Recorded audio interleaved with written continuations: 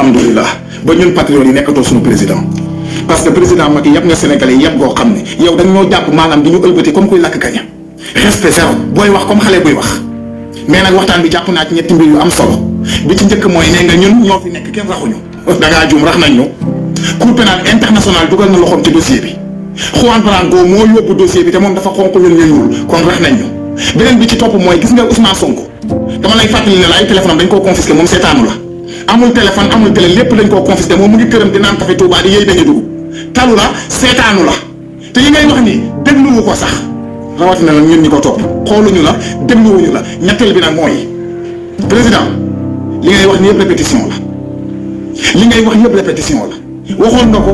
waxaat nga ko jarul wax yow koy waxal yow kenn yaa